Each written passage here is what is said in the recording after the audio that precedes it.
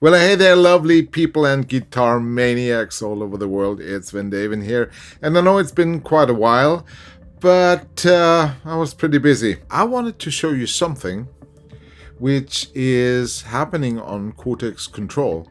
And what we can see here, that is my recording setup. I don't use the Quad Cortex as audio interface because I've got a bigger Pro Tools Studio setup, so everything's running on a clock, so I can really not easily integrate the Quad Cortex. And when I record things here, I record the sounds directly. So I'm not doing any reamping or stuff. I'm just going directly with my sound dry into the system. My whole recording setup consists of a so-called, I call it like G20 menu, where I have different captures and different speakers that I've already tested for the recordings, and it consists of the recording project itself. And the reason why I split it up between the REVV G20 Record Menu and the actual Cortex record preset is latency. So with a project like that, where I'm using both of the DSPs and I have a lot of modules loaded, it tries to compensate for everything, even if it's bypassed. So if I would play through the REVV G20 Record Menu, I'd get a latency of about 8 milliseconds, while the Cortex record preset only has a latency of 5 milliseconds, roughly. And when you're working with Pro Tools and you know the latency, it's very, very easy to adjust. I'm going to show you that a little bit later. So what we have here, that's a wah. I'm using the bad horsey. Then we have an external effects loop, and through that external effects loop I connect my analog distortion and overdrive pedals. Then we have an amp here, which is a capture of my REVV G20 purple channel, blue aggression setting in low gain. So it kind of sounds like that. So the REV channel was captured from that amp over there, and alone it's a pretty low gain channel. But once we go ahead and enable the insert, which has a plumes distortion or overdrive pedal, it kind of sounds like that.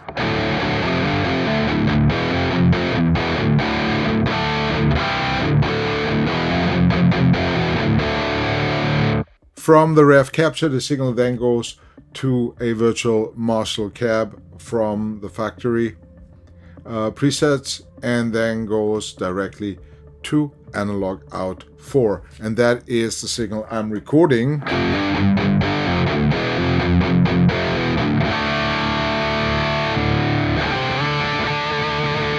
And the other signal is taken through a gate, through a delay, and through a reverb to out 3, which is connected to my FRFR. It's a 12-inch FRFR that kind of gives me that amp in a room sound here. So this is a signal in the room.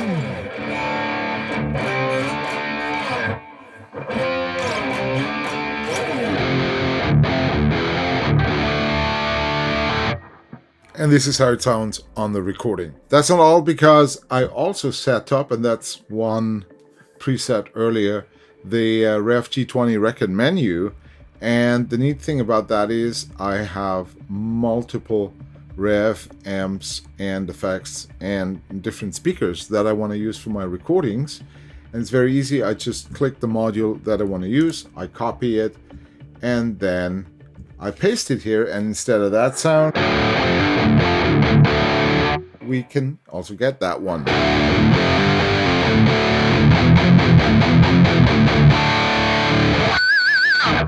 That is, by the way, the same channel at same master volume captured with the red aggression mode, right? Sounds a bit different.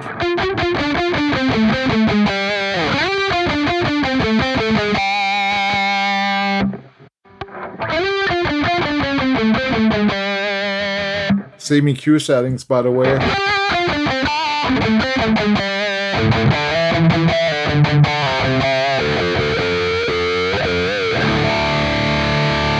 So here we are in Pro Tools, and please excuse the slightly worse audio. I'm using the camera microphone because that one that I usually use for recording is, well, normally tracked in Pro Tools. So what do we have here? I played some guitar, and I tried to play it as close to the click as possible. But of course, everything that I played naturally comes out 5 milliseconds delayed because of the time the Quad Cortex takes to process everything.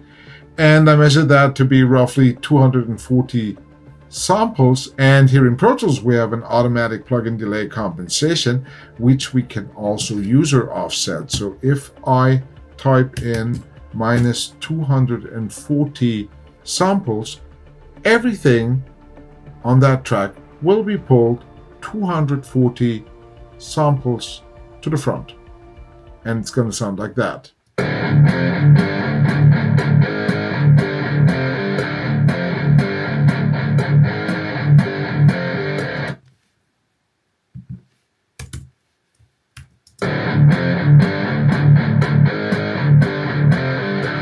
Well, it's a bit hard. Maybe I can feel it. I don't really hear it, right? If you go to like huger values like minus 16,000, that's something you can hear. But those 240 samples, don't forget that's like around 1.7, 1.75 meters, right? That's not really far.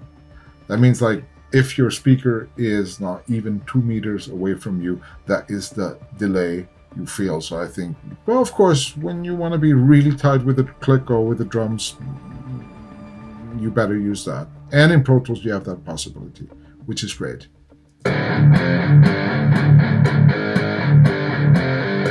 Well, so much about how I deal with Quad Cortex recordings here in the studio.